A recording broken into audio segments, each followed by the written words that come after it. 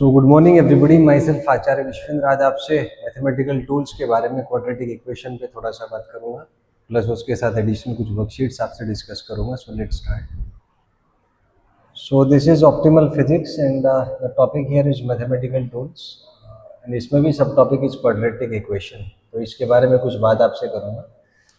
यहाँ पे मैं बताऊँ ऑप्टिमल फिजिक्स का पर्पस है कि इसमें हम वही बात आपसे करेंगे पॉइंट वाइज जो काम का है, जिसका प्रॉब्लम सॉल्विंग स्किल से कोई डायरेक्ट कनेक्शन है। कोई भी अननेसेसरी थ्योरी या ऐसा कोई पॉइंट जिसका आउटपुट ना आए वो हम डिस्कस नहीं करेंगे। So optimal physics is all about discussing the optimal things which can optimize your time and efforts to produce good output, to produce good performance in cracking JEE.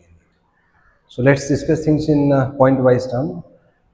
So the first thing is quadratic equation is an equation of the form ax square plus bx plus c is equals to 0. Here a should not be 0 and abc belongs to real numbers. So this is definition of quadratic equation, that equation of the form ax square plus bx plus c is 0. This is a quadratic equation in it, given that a is non-zero here and abc belongs to real numbers. Although ABC may also belong to the set of complex numbers, which includes real number as well, but here the point of discussion in physics, we are referring to the domain when ABC belongs to the real number. So this is the equation we are dealing with.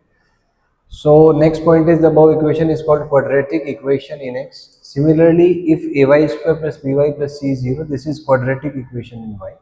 In that way, we can say that some equation is quadratic in X, Y or Z or in some variable. Next point is values of x which satisfies the above equation are called its roots. So the values of x which satisfies this equation are called its roots. So roots of the equation, let's they are given by alpha and beta. So this is a Sridharacharya Sutra, according to which alpha is minus b plus root b square minus 4ac by 2a. This b square minus 4ac is also called the discriminant d. So there are two ways to calculate alpha and beta. Similarly, beta will be minus b minus root b square minus 4ac by 2a or minus b minus root d by 2a. So these are the values of alpha and beta, which are the roots of ax square plus bx plus c is equal to 0. Then here there is one another thing, which is d is called the discriminant of the equation. So here d is b square minus 4ac, which is called the discriminant. And if d is positive, roots are real and unequal. For d is equals to 0, real are roots and equal. And for d less than 0, there are imaginary roots. So this is use of d. Using d, we can analyze whether roots are real or imaginary, equal or unequal. So this is analysis for d. Next point is, if we calculate the sum of roots, it comes out to be minus b by a, product of roots c by a. Then next point is graph of quadratic polynomial is a parabola like shown here. So here alpha beta are the zeros of this particular polynomial, or alpha beta are values of x at which y is equals to 0, or these are the solutions of the quadratic equation. So in this question I have assumed that the equation has two real and unequal roots. There are other possibilities also, but I assume that here real and unequal roots are there. So this is one of the possible graph. Next is if we have the expression y is ax square plus bx plus c, this is called a quadratic expression. Quadratic expression, and there are certain conditions on that. If a is positive, then minimum value of y is, using calculus we can say 4ac minus b square by 4a, and y max tends to infinity for x tending to infinity or minus infinity. So when a is positive, maxima value tends to infinity and minimum is 4ac minus b square by 4a.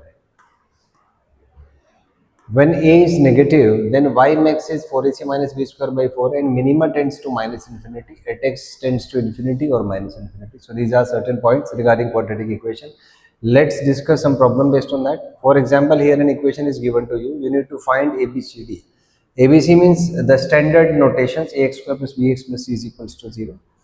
So the first question is we need to find a, then b, then c, then d, alpha beta, alpha plus beta, alpha minus beta, alpha beta d, number of nature of roots, y max, y minimum, graph of y x, x tends to infinity, values of y. So let's begin with the solution.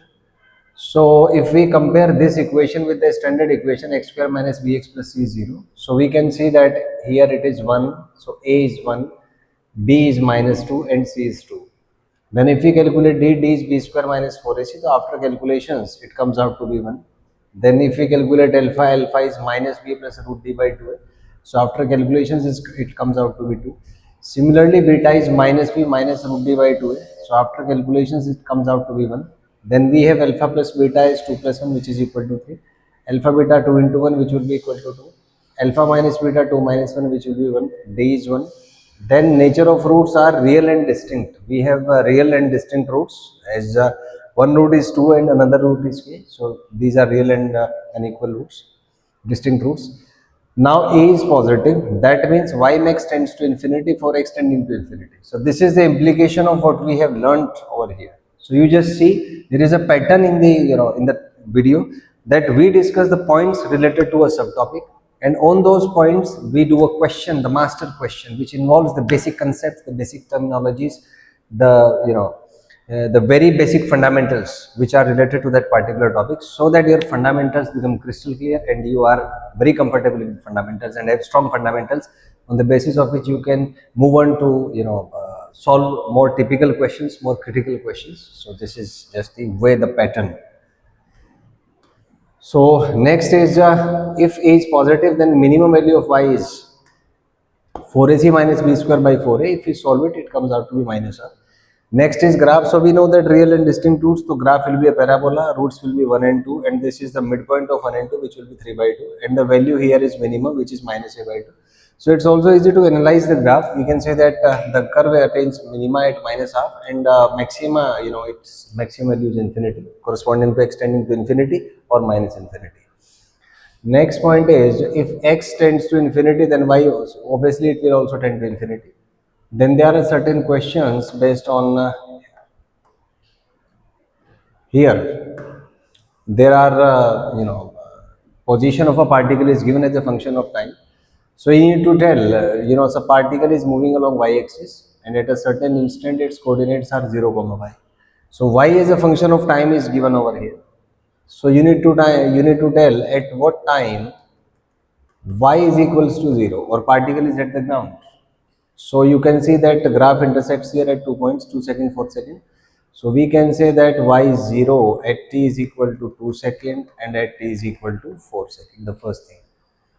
Second point is, if somebody asks you at what time y is minimum. So as we discussed earlier, y is minimum at the midpoint. So this will be midpoint or the average of 2 and 4, which will be 3. So y will be minimum at t is equals to 3 seconds. Next is, if he says to you that comment on the nature of y.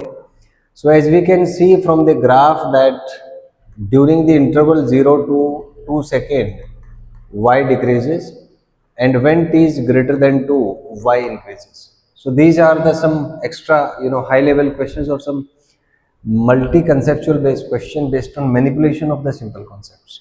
So in this way, you have seen that we have discussed quadratic equation.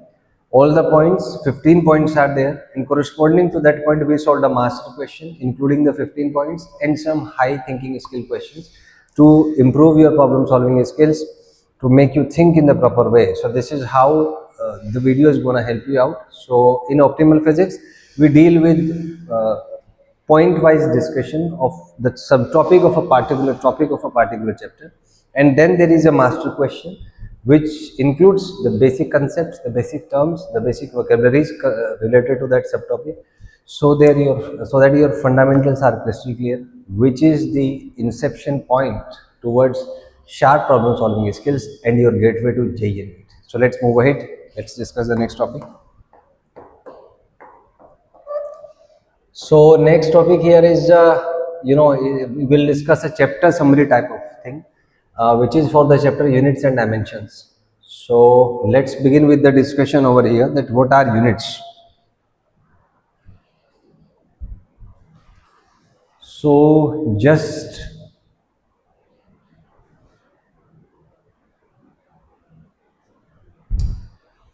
ask yourself why we need units. Suppose you go to the market and you want to purchase some fruits. So what you are going to ask? You are going to ask that what is price of 1 kg, and how is the fruits. Suppose you want to purchase apples. So you'll ask, what is price of apples? So he'll say, let's say 200 rupees per kg. or let's say you want to go for banana, so he'll say, let's say 50 rupees per kg. So these terms, rupees, kg, liter, momentum, Newton, kg meter per second. So when we want to interact with the people around us about our daily life requirements, for example, in this case, suppose we want to talk in terms of mass of the fruits. So we need to use certain standard terms, certain standard words, which is clear to you, clear to us, as well as to the vendor itself, so that a proper communication can be made and we can sense that what I need and the other person can also sense what he need, and there is a mutual give and take mechanism so that life can go comfortably. So if you observe the physical world around us, we are constantly in interaction with each other, we are dependent on each other for various needs. And when we talk to each other, we want to speak in terms of certain things which are known to everybody, which is neutral to all, and through that communication can take place. So that's why the concept of units comes. So units are basically a way to measure the physical quantities, and it is a system which connects everybody, so that everybody can connect to it and can talk, which makes sense to you as well as me as well as to the group of the people. So when two people are communicating or more than two people are communicating, they must understand a common language. The system also works on the same basis. Units also works on the same basis. You go to Japan, you go to USA, you go to UK, you go to England, you go to Finland. Mass is measured in kg everywhere, so that you can understand what is the meaning of kg itself. So the first question is why units? So units are for making a uniform system so that humans can communicate in an effective way and can understand each other and can interact in a positive way, can interact in a way which is meaningful to everybody. So that is why we need system of units or the units. So initially there were three types of units: the FPS, the MKS, the CGS, and latest there is another unit which is called system of unit, SI unit, which was developed in 1971. It is also called the International System of Units, and everybody globally uses the same system of unit for let's say the scientific exchange of data, scientific exchange of scientific papers, or even the things used in daily life. It makes use of the international system of units. So talking about the previous systems, we had FPS system, which corresponds to foot, pound, second. Foot is unit of length, pound is for mass, second is for time. Then CGS, centimeter, gram, second. Then MKS, meter, kilogram, second. And MKS extended version is SI system, which is comprising of 7 basic units and 2 supplementary units. Now we have one thing, that any physical quantity is written as a product of N and U. N here is the numerical value, and U here is the unit. For example, I purchase apple 10 kg. So you can see 10 here is the numerical value and kg here is the unit. Suppose I say I spend 100 rupees. So 100 is a numerical value and rupees is a unit. So this is how we express any physical quantity, as a combination of numerical value multiplied by the unit. So that makes some sense to us. Now there are certain graphs. If x is constant, amount of the physical quantity under concern is constant, then xn graph will be a straight line parallel to the n-axis. Similarly, xu graph will also be a straight line parallel to the n-axis. Then we have, if x is constant, so we can say that nu is constant, so n will be proportional to 1 by u. So if n is proportional to 1 by u, we can say that the graph between n and u will be a rectangular hyperbola as shown over here. There is a more important thing: if nu is constant, so we can say that n1 u1 is equal to n2 u2. For example, we know that 1 kg is equal to 1000 gram. Now there exists system of units which may be fundamental or derived. Fundamental units are such which cannot be derived from each other, and derived units are those which can be derived from each other as well as fundamentals. Now, relating any physical quantity with fundamental quantities is called dimensional formula. So you must understand that units and dimensions. Dimensions means relating any physical quantity with the fundamental quantities of a particular system. For example, let's take an example of various physical events occurring in the universe.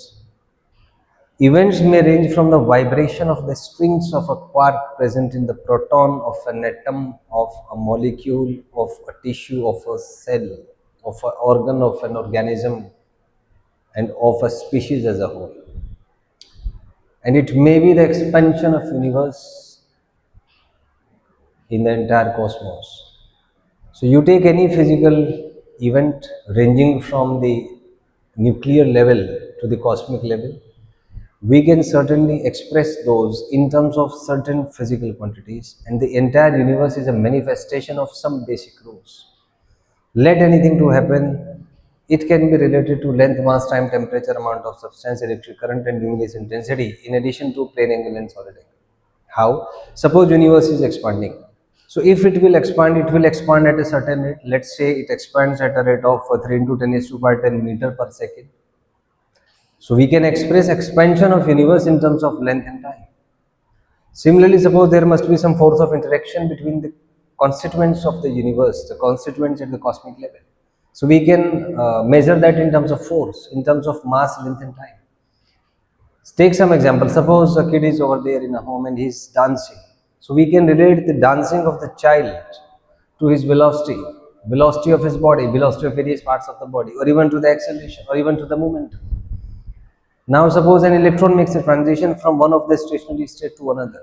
We can relate this transition to the energy of the photon, or the recoiling speed of the atom, or the recoiling momentum of the atom. So I hope you are getting the point that to explain any physical event, we can relate it to only certain basic things, certain basic quantities. And that relation is called the dimensions of that particular physical quantity. So if when dimensions are concerned, that means relating any physical quantity with the fundamental quantities of a system. For example, if there is any physical quantity x, it can be written as mass raised to power n1, L raised to power n2, T for time, K for Kelvin, M for mole, A for ampere, CD for candela. So this is called the dimensional formula of x. So in general, any physical quantity can be written in terms of the product of these, and it is called the dimensional formula of x. And here n1, n2, n3 up to n7, these are called respective dimensions of x in the respective physical quantities.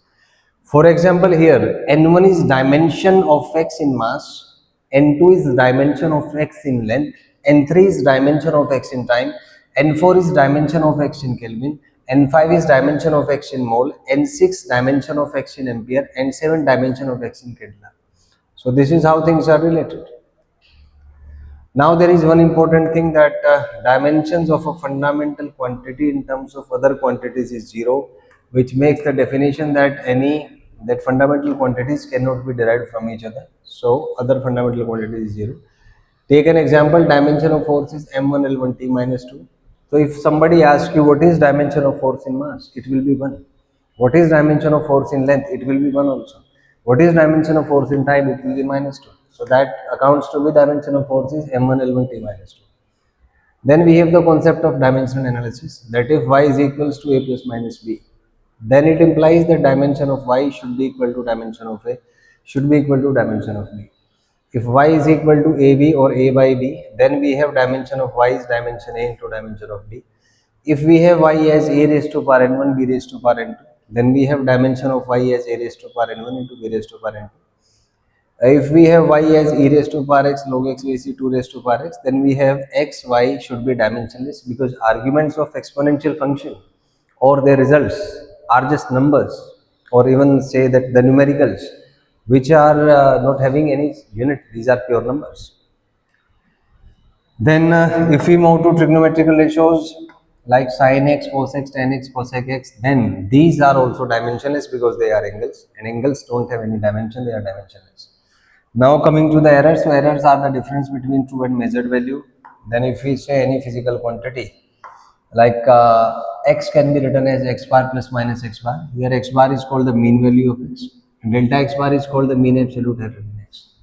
Then we have a certain thing called as relative error, which is delta x bar by x bar, ratio of mean absolute error to the mean value. Percentage error is relative error into 100. Then we have if there is a variable z, which is x plus minus y, linear combination of x and y, then mean value will be simply just by putting the value in the function. So mean value of x will be x plus minus y. But in addition or subtraction, mean absolute errors are always added. Always do remember that in finding, calculating the errors are always added because we are interested in finding the maximum possible error concerned with the particular physical quantity. Similarly, if z is x bar, then z bar will be x bar y bar, and we add relative errors over here. In terms of division, there are also addition of relative or percentage error. Whereas if there is explicit function of x, suppose z is equal to f of x, so we use the relation that delta z by delta x is f dash x. From here we can calculate error associated with z by delta z is f dash x into delta x. So this is how we can calculate the errors. So you have seen that we have discussed the entire chapter in a very limited time. So we have just discussed point wise. So this is the entire concept behind optimal physics, that will deal with the entire chapters in a point wise form, and more focus will be on the problem solving skills. So soon I'll upload the next video based on the master question on these topics. So optimal physics is all about teaching you optimally so that you can crack competitive exams and earn name, fame and money. If you have any doubt, you can ask in the comment section. Thank you and have a nice day.